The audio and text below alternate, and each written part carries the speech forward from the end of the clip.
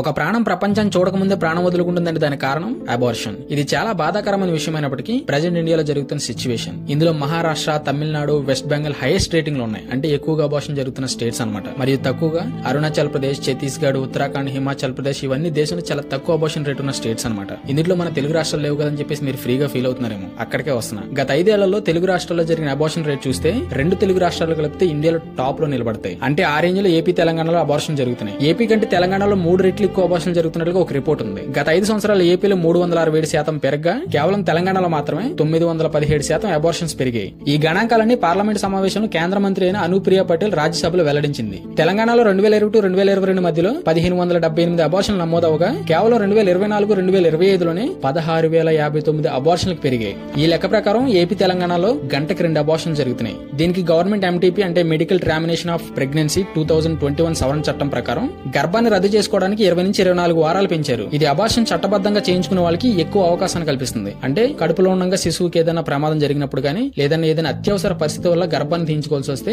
ఈ చట్టం వర్తిస్తుంది అనమాట. అసలు ఎందుకు ఇన్ని అబార్షన్ జరుగుతున్నాయి అంటే ఇది ముఖ్యంగా సిటీలో ఉన్న టీనేజ్ జెండర్లో ఎక్కువగా జరుగుతున్నాయి. మెచ్యూరిటీ లేకుండా చిన్న వయసులో పెళ్లి చేసుకోవడం వల్ల ఆర్థిక భారం బాగా పెరిగి అబార్షన్ చేయించుకోవడానికి ముఖ్య కారణంగా మారుతున్నాయి. కొన్ని జంటల్లో అయితే హార్మోన్స్ లోపాల వల్ల కూడా అబార్షన్ జరుగుతున్నాయి. ఇవన్నీ లీగల్ గా జరిగే కారణాలు. ఇంకొన్ని కారణాలు ఏంటంటే జన్యుపరమైన క్రోమోజోములు పుట్టుకతో వచ్చే అసాధారణమైన లక్షణాల వల్ల వైద్య సమస్యలు తలెత్తి అబార్షన్స్ ఎక్కువగా జరుగుతున్నాయని చెప్పేసి ఒక రిపోర్ట్ ఉంది. ఇల్లీగల్ గా జరిగే వీటికి ఒక లెక్క అంటూ లేదు. పెళ్లికి ముందే ప్రెగ్నెన్సీ రావడం, ఎవరి మీద కోపాన్ని ప్రెగ్నెన్సీ మీద చూపించడం, ఇలా చెప్పుకోలేని కారణాలు చాలానే ఉన్నాయి. సో ఇలా అర్ధాంతరంగా అబార్షన్ జరగడం వల్ల ఆడవాళ్ళలో చాలా హెల్త్ ఇష్యూస్ వచ్చే అవకాశాలు ఉన్నాయి. మెంటల్ గా డిప్రెషన్ లోకి వెళ్ళిపోతారు, ఫిజికల్ గా హెల్త్ ని కోల్పోతారు. So be careful.